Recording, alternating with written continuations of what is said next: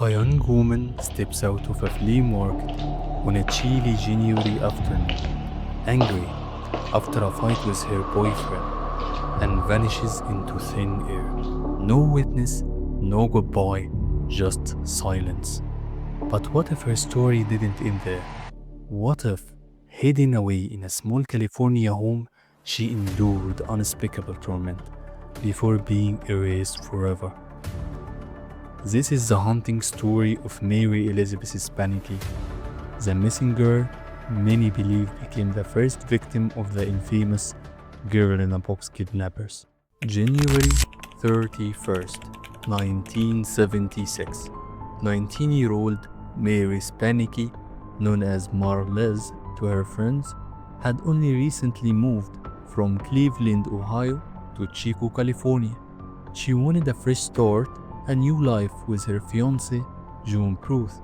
She was working, smiling, settling in. Life finally seemed normal.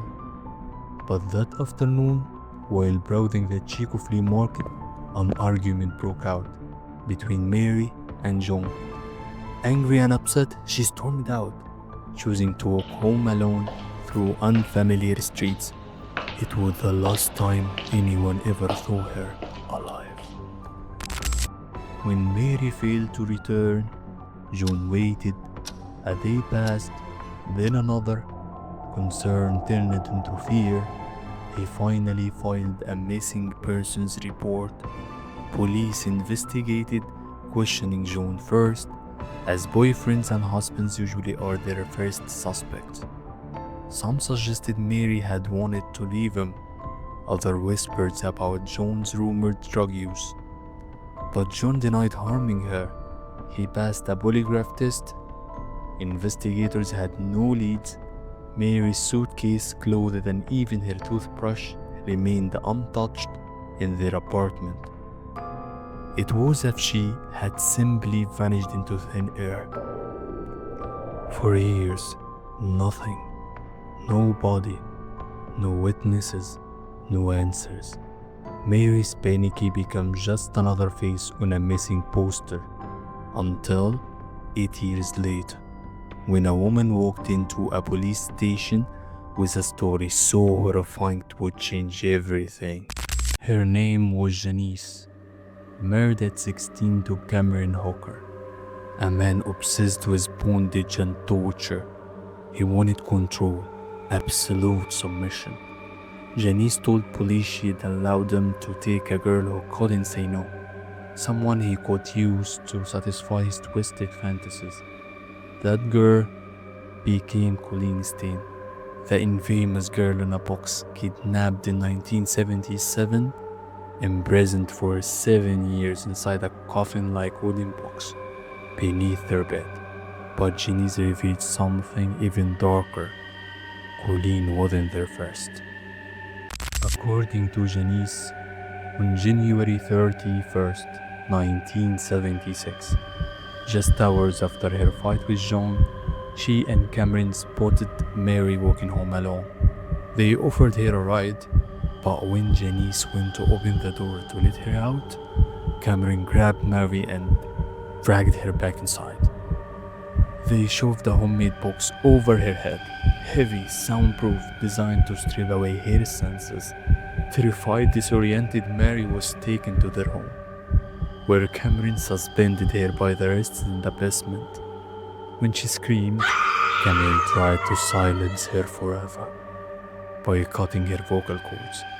Somehow, unable to speak, Mary begged in writing.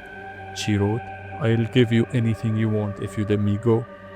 But Cameron had no intention of letting her live.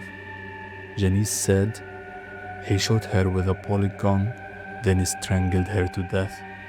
Together they wrapped her in a blanket, drove into the forest, and buried her near the national park.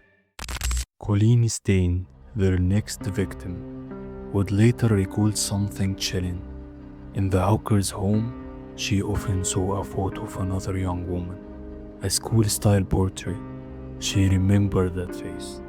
Every time she crawled from her box, that woman, investigators believe was Marie Elizabeth Spannhake, or Marlez. Despite Janice's confession, no body was ever found. With no physical evidence, she was never charged for Mary's death. Officially, Mary is still listed as missing, not murdered. But ask investigators, ask Colleen Stain, ask Janice herself, and they'll all tell you the same thing. Mary was Cameron Hooker's first victim. In 2000, a woman named Judy moved into Mary's old Chico apartment with her 3-year-old daughter Hannah. Not long after, strange things began to happen. Judy said Hannah often spoke to someone who wasn't there. When Judy asked her who it was, the little girl answered, Marlez. One day, Hannah drew a disturbing picture. A woman hanging by a rope, standing beside a man with glasses, and another woman with short hair. Judy was horrified. She believed Mary's ghost was crying out for justice, that her spirit had never left, still trying to tell her story. Nearly 5 decades later, Marie Elizabeth Spannhake remains a missing person, but in the shadows of Chico, California, and in the memories of those who know the truth, her ghost lingers still, forgotten by the law, but never truly gone. If you want her story, and others like it, to never be forgotten, help us keep the voices of the lost alive. Hit subscribe, press the bell icon, and join me here on Riddle, where every mystery has a shadow, and every shadow tells a story. Don't forget to like this video and leave a comment down below, because sometimes the answers we seek hide in the voices of those who watch and listen.